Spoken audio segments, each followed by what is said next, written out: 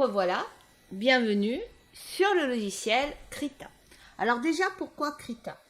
Pour la simple et bonne raison, c'est que Krita déjà est gratuit et il est simple d'accès.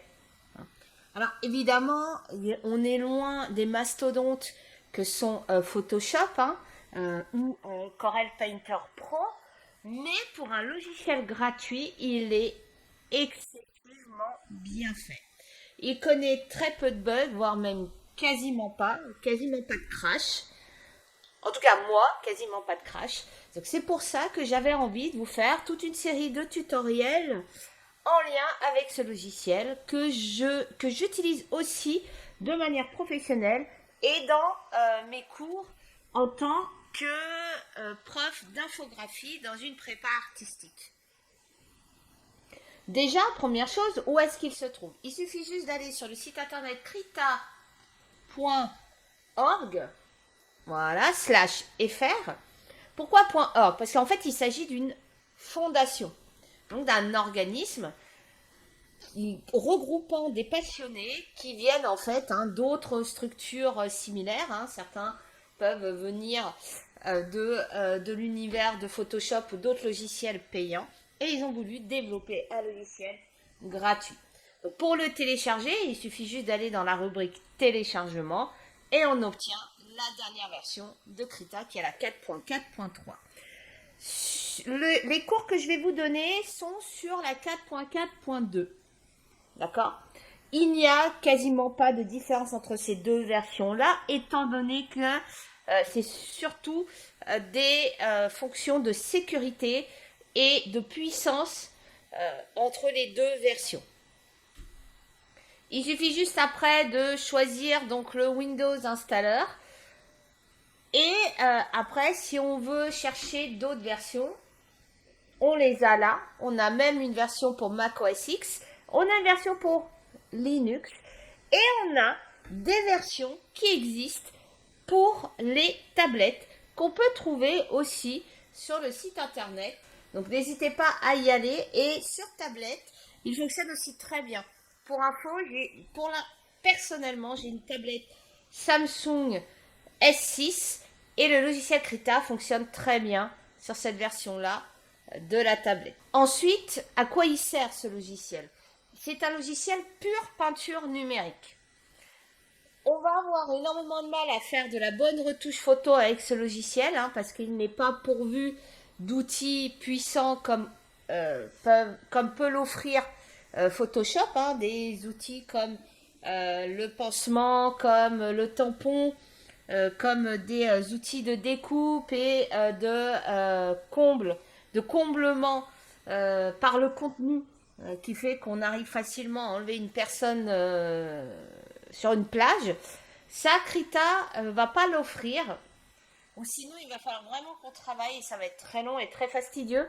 Mais c'est pas le but de ce logiciel. Ce logiciel est vraiment un logiciel de peinture pure numérique. Alors, je vais vous montrer quelques exemples de travaux que l'on trouve en fait sur le site internet de Krita, dans la rubrique Impliquez-vous, Forum Krita, et on a la galerie Krita avec les travaux en cours et les travaux terminés. Finished Artworks, pardon.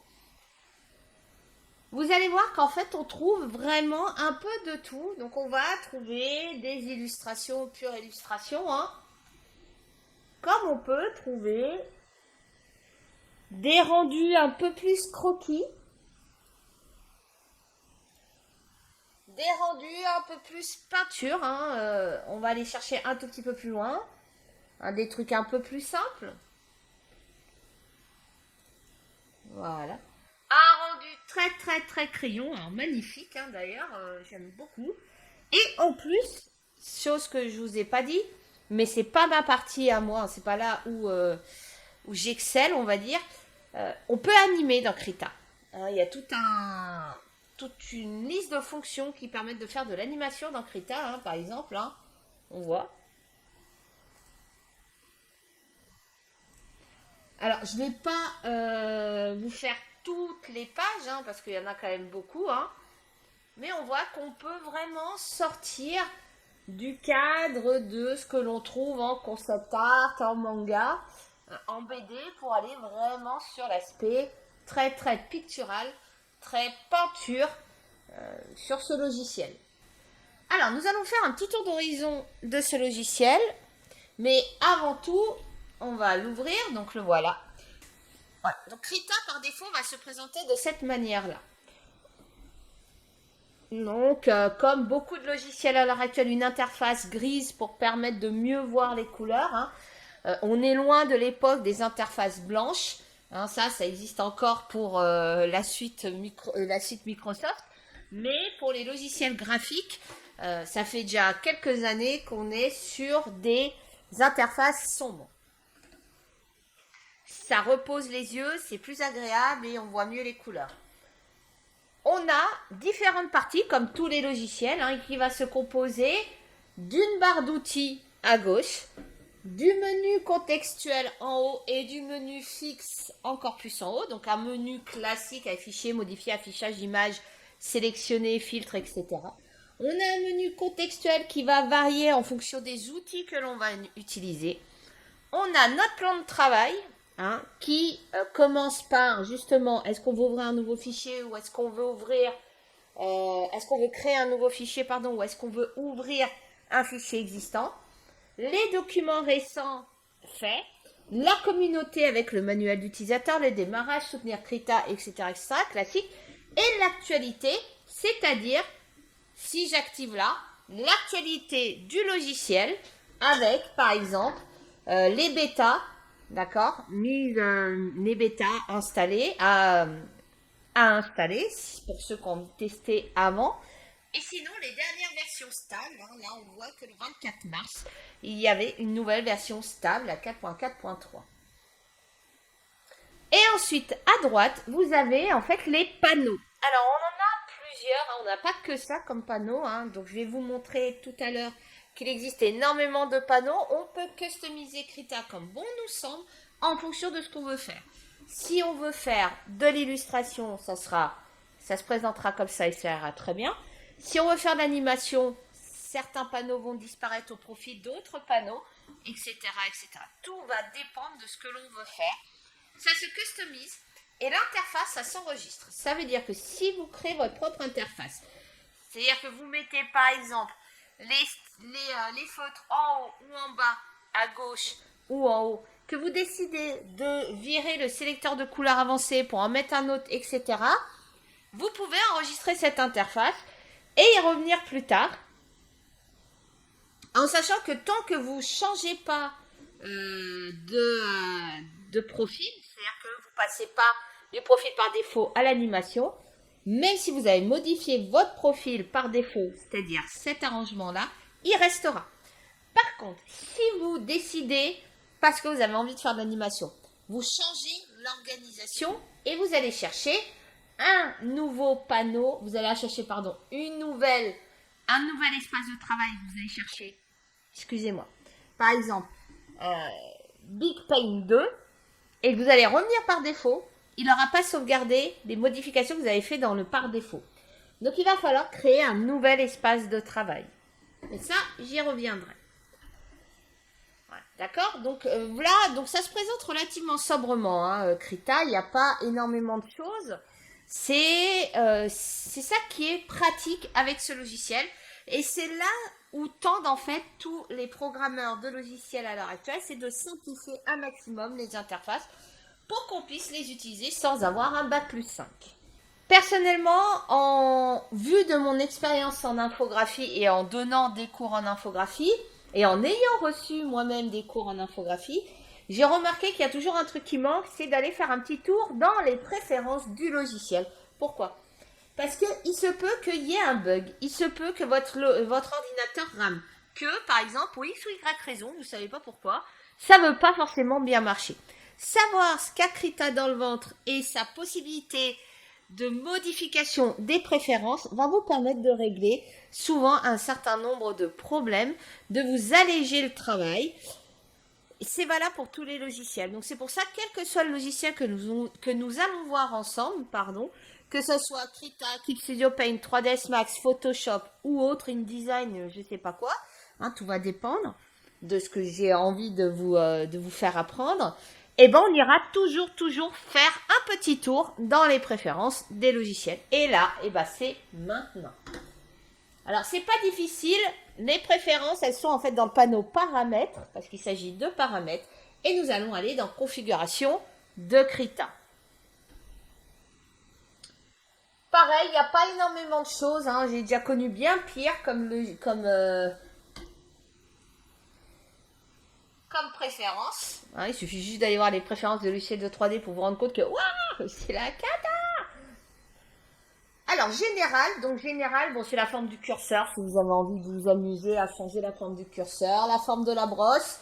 Alors ça vous pouvez changer, il y en a certains qui n'aiment pas avoir le curseur en forme d'outil, qui aiment bien avoir le curseur en forme de cercle. Bon après ça c'est vous qui voyez. Hein. Ça vous changez pas, hein. Fenêtre. Mode document multiple, bah, sous forme d'onglet, c'est pratique parce que ça va s'afficher comme sur internet, hein, les onglets les uns derrière les autres. Ça veut dire que si vous avez plusieurs fichiers, ils vont s'afficher les uns à côté des autres. Donc ça c'est pratique. Mais si vous avez envie de le mode sous fenêtre, vous pouvez, mais moi personnellement je suis vraiment pas fan de ça. Outils. Alors bon ça pareil, on n'y touche pas trop, hein, c'est voilà. Et manipulation de fichiers. Alors c'est là que ça devient intéressant. C'est là où vous avez intérêt à faire attention. Krita embarque un système de sauvegarde automatique. Alors ça c'est super pratique. S'il existe encore des logiciels, on est au 21e siècle. Je fais un appel aux programmeurs.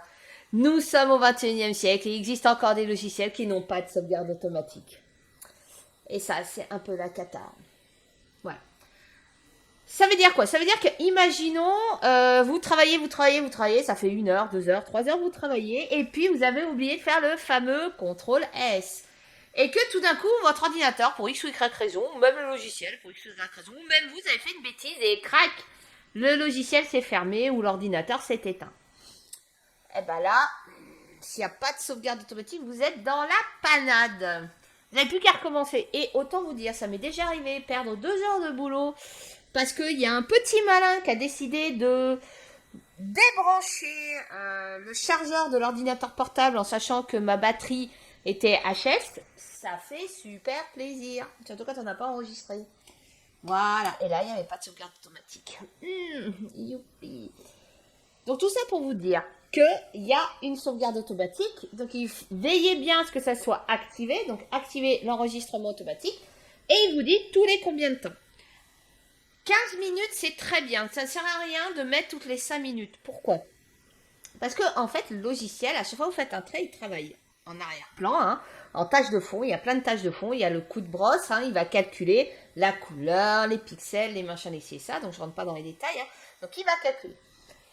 La sauvegarde automatique, c'est un calcul supplémentaire. Donc, à l'heure actuelle, les logiciels sont capables de faire des sauvegardes automatiques pendant que vous travaillez. Donc, ça veut dire quoi? Ça veut dire que, même si vous faites un coup de brosse, il va quand même enregistrer en même temps.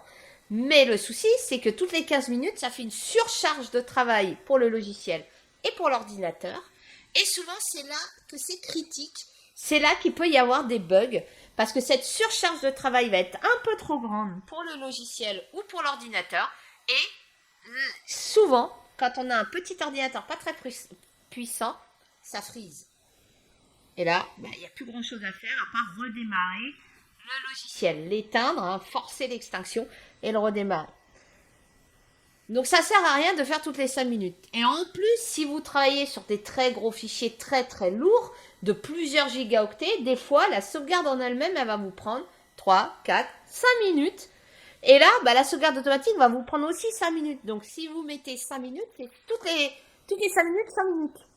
Sauf que ça met 5 minutes à s'enregistrer. Donc en fait, ça ne fait que s'enregistrer. 15 minutes, c'est très bien. Si vous voyez, vous travaillez sur un très très très gros fichier, vous mettez 10 minutes juste pour un enregistrement. Alors là, pour y arriver, il faut vraiment être très fort. Vous espacez les sauvegardes. Hein, vous mettez par exemple 25 minutes. Mais 15 minutes, c'est un bon... un bon compromis. Alors ensuite, je vous dis, les fichiers sans nom d'enregistrement automatique sont masqués par défaut.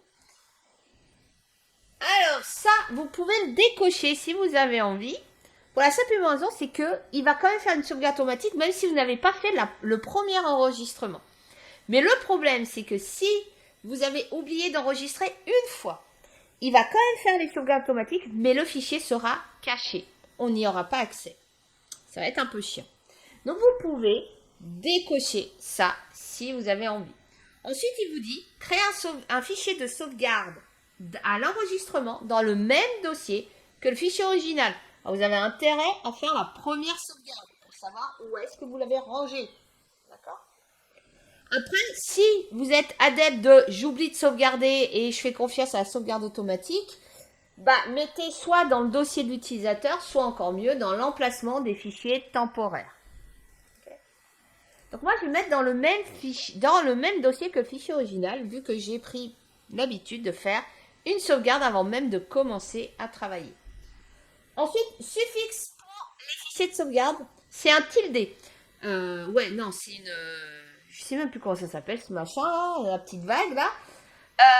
Vous pouvez mettre autre chose comme suffixe, parce que alors moi j'ai beaucoup d'élèves qui, lors de l'examen, donc ils avaient un exercice à faire sur Krita, ils m'ont donné fichier de sauvegarde parce qu'ils n'ont pas fait gaffe qu'il y avait ce petit tilde. Et le problème, ce petit tilde, c'est qu'après, une fois sur deux, on n'arrive pas à l'ouvrir le fichier. Donc c'est un peu dommage. Voilà. Donc vous pouvez changer de suffixe, vous pouvez mettre par exemple backup. Voilà, ça marchera. Ce qui fait que votre fichier va s'appeler nadej.cra backup. Voilà. Là, l'avantage, c'est que vous êtes sûr de ne pas vous tromper. Mais moi, par défaut, je vais laisser celui-là. Alors, nombre de fichiers d'archives conservés. 1. Ça veut dire qu'à chaque sauvegarde automatique, il va écraser la sauvegarde automatique. Si vous mettez 2, il va faire un premier fichier en sauvegarde automatique, un deuxième fichier en sauvegarde automatique. Il va écraser le premier fichier, il écrasera le deuxième, il écrasera le premier, il écrasera le deuxième, il écrasera le premier, il écrasera le deuxième. Après, on n'est pas obligé de la compression parce que par défaut, ce sont des logiciels qui sont... ils pèsent un poids, comme les PSD, comme les AI ou autres, mais ça va. Honnêtement, ça va. Donc ça, c'était vraiment la partie la plus importante des configurations. Après, je vais passer les raccourcis clavier. Vous avez la liste de tous les raccourcis clavier qui existent. Je vous déconseille de changer les raccourcis clavier. Parce que, à moins que vous les connaissiez tous, il se peut que vous écrasiez un raccourci déjà utilisé et qu'un jour ou l'autre, vous en aurez besoin de ce raccourci. Mais ça va vous permettre de les avoir en tête. Vous pouvez les imprimer. Ça, c'est pratique. D'accord? Ça, vous faites votre liste et vous avez tous vos raccourcis clavier. Configuration des entrées. Ça, pareil, c'est aussi d'autres raccourcis clavier. On s'en fiche. Afficher. Alors, l'affichage, c'est l'affichage par rapport à la carte graphique. Il faut savoir que depuis... ça fait déjà... Ça commence à faire un moment déjà. On s'est rendu compte qu'on avait des cartes graphiques sur nos logiciels, sur nos ordinateurs, et que ces cartes graphiques, ça serait pas mal qu'on les mette aussi en avant et qu'elles soient aussi utilisées dans les logiciels de manière un peu plus... qu'elles s'impliquent un peu plus dans le logiciel pour permettre l'accélération matérielle du logiciel. Surtout que maintenant, on a de très bonnes cartes graphiques. Pour info, j'ai une GTX 6 Go octet dans mon PC. Franchement, je suis tranquille pendant encore quelques temps. Alors, je vais accélérer graphiquement l'accélération graphique du tableau pour que ça s'affiche un peu plus rapidement. Il me met le moteur courant de rendu, c'est celui de ma carte graphique, celui qui peut être utilisé. Si je vois que ça rame, je peux changer. Me mettre en OpenGL, par exemple, qui va me permettre d'être un affichage moins puissant, mais un peu plus accéléré. Ça, c'est vraiment pour les tout petits ordinateurs. Par défaut, on laisse en auto. Je peux aussi mettre mon mode de mise à l'échelle, c'est-à-dire la qualité d'affichage. Je peux modifier cette qualité d'affichage si mon ordinateur est un peu lent, pour un filtre trilinéaire, encore plus bas bilinéaire, ou voisin le plus proche. ça me permettra d'avoir un ordinateur, un logiciel qui va répondre un peu plus si vraiment on a un ordinateur qui a tendance à ramer. Alors, avec Krita, ça sert à rien d'avoir un ordinateur de gamer, de malade, de ouf, de 1. Voilà, ça sert à rien d'investir, je sais pas moi, 1 500 € dans un ordinateur fixe avec Krita. Ça sert strictement à rien vu qu'il arrive à fonctionner avec une tablette graphique. Avec une tablette tactile. Donc, un petit ordinateur multimédia classique, standard, ça marche très bien. C'est ça qui est bien aussi avec ce logiciel, hein, parce que Photoshop, pour info, hein, plus on avance dans les versions de Photoshop, plus il est lourd. Hein, donc, voilà. Tandis que Krita, ils ont fait des gros efforts là-dessus, donc c'est très bien. Donc après, c'est la gestion des couleurs. Bon, ça, on n'y touche pas généralement. On laisse par défaut. Performance. Alors ça, c'est important. Performance, ça va dépendre de votre quantité de mémoire, de RAM que vous avez à l'intérieur de votre PC. Donc la RAM, c'est ce qui va permettre d'avoir une vitesse de calcul sur vos logiciels. Par défaut, généralement, maintenant, à l'heure actuelle, on est sur une moyenne de 8 Go de RAM hein, sur un ordinateur. En 2021, je précise, en 2021. On peut monter large au-dessus, hein, surtout avec Windows 10, ça permet de monter au-dessus. Moi, je suis à 16 Go de RAM. Pour l'instant, ça me suffit largement 16 Go de RAM. Je ne vais pas forcément aller au-dessus, d'accord? Mais je peux avoir 32 RAM si j'ai envie. Le logiciel, lui, qu'est-ce qu'il va faire? En fait, il va prendre en fonction de ses besoins, il va vous limiter la quantité de RAM utilisée pour ce logiciel-là. Tous les logiciels le font. Tous les logiciels le font et souvent, on n'a vraiment pas besoin de retoucher à ça. Moi, comme j'ai 16 Go de RAM, il va n'employer que la moitié. Au maximum de ses calculs, au maximum de son travail, il ne va utiliser que 8 Go de RAM. Ce qui veut dire quoi? Ça veut dire qu'il me reste le reste. Alors, il ne me reste pas vraiment 8 Go de RAM vu que j'ai pas vraiment 16 Go de RAM vu que Windows prend une petite partie. Mais il va me rester 8 Go de RAM pour utiliser un autre logiciel, pour écouter ma musique, regarder un film ou autre. Ça ne ramera pas, c'est ça qui est bien. Après, si vraiment je vois, par exemple, pour des grosses animations, si je veux animer et tout, et que là, je vais avoir besoin de beaucoup plus de puissance sur Krita, je pourrais monter la valeur. Attention, n'allez pas au-delà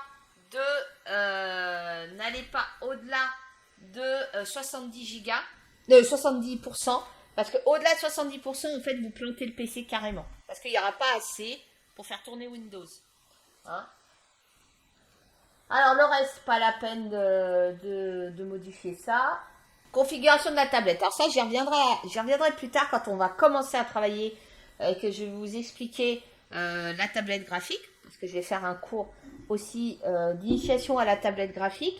Hein, donc là, ça sera spécifique. Je pense que je travaillerai sur Photoshop à ce moment-là. Mais quand on fera le premier exercice sur Krita à la tablette graphique, je vous reviendrai là-dessus.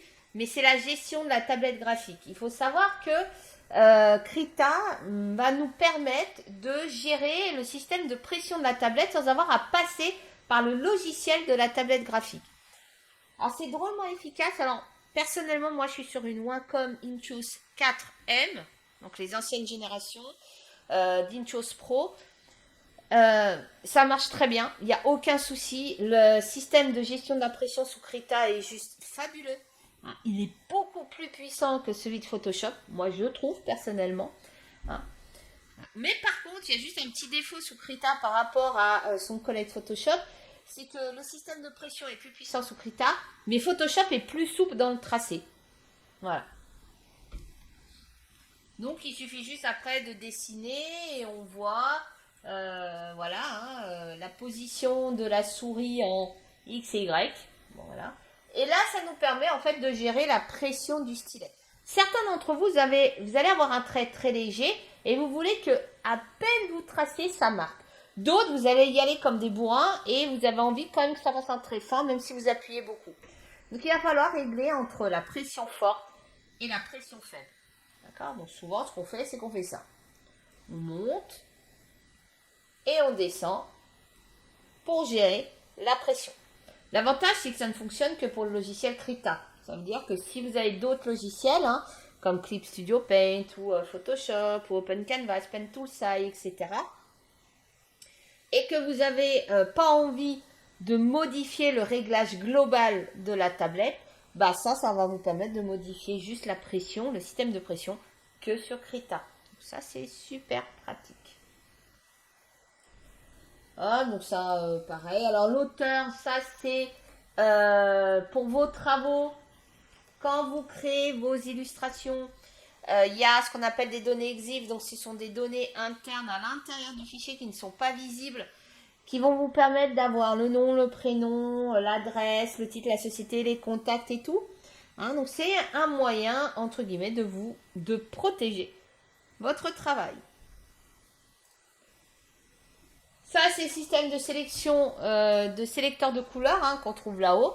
En fonction des gens, alors moi j'aime bien le triangle, hein, souvent je reste là-dessus.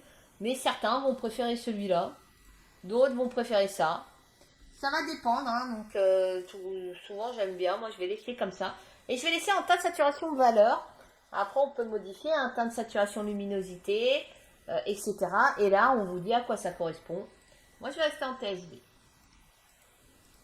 Le reste, pas besoin d'y toucher. Gestionnaire Python, alors ça c'est pour les codeurs fous. Et ça, alors je l'ai jamais essayé. Mais pitié, un jour faudrait que j'essaye.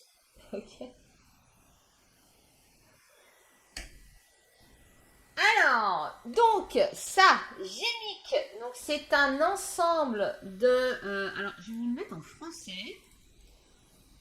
Voilà. En fait, c'est un framework open source complet pour le traitement d'images numériques. Voilà. Donc c'est très technique. Honnêtement, je l'ai jamais essayé. Voilà. Mais vous pouvez avoir tout un système de filtres, tout un système de différents éléments pour pouvoir retoucher une photo. Honnêtement, alors j'ai jamais essayé, il faudra vraiment que j'essaye parce qu'il a l'air d'être quand même très puissant. Je suis pas fan des filtres tout fait, étant donné que ça se voit comme le milieu de la figure, vous avez utilisé un filtre. Hein. On a l'impression, c'est comme la folie des filtres sur téléphone portable ou tablette, vous êtes tous là, vous prenez en photo, vous avez une peau ultra lisse, machin et tout, même plus besoin de se maquiller. Ouais, c'est que ça se voit.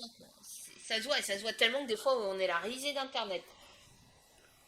Donc voilà, j'essaierai hein, de l'implémenter sur Krita. Hein, mais comme on est plus en peinture numérique qu'en retouche photo, pour l'instant. D'accord. Donc ça, c'est juste le point de départ du logiciel hein, avec ses préférences. Alors, il y a juste encore deux, trois petites choses avant de vous montrer les différents outils vite fait, hein, rapidement. Ça va être en fait de regarder toujours qu'on regarder dans les paramètres, on va regarder gérer les ressources. Donc gérer les ressources, c'est un système de gestion des ressources comme son nom l'indique, dont le but ça va être d'aller chercher des ressources externes sur internet, hein, d'aller chercher par exemple des brosses. Hein, si je tape sur Google brush Krita, alors vous allez voir hein, quand on fera les pinceaux et tout, je vais faire un cours dédié juste aux outils. Vous allez voir qu'on peut quand même faire des choses pas mal. Donc on peut aller télécharger gratuitement des brosses Krita qu'on n'a pas, qui n'existent pas par défaut, hein, des brosses par exemple pour faire des cheveux et tout. Donc ça, quand je vais faire le tutoriel sur les outils à proprement parler de Krita, j'y reviendrai à ce moment-là et avec vous, je téléchargerai certains outils et je vous montrerai des sites où il existe ces outils-là, où vous pouvez les télécharger pour vous amuser encore plus. Alors attention, je mets la hola tout de suite. Ne vous prenez pas la folie, comme certains ont sur Photoshop, de vous télécharger des milliers de brosses.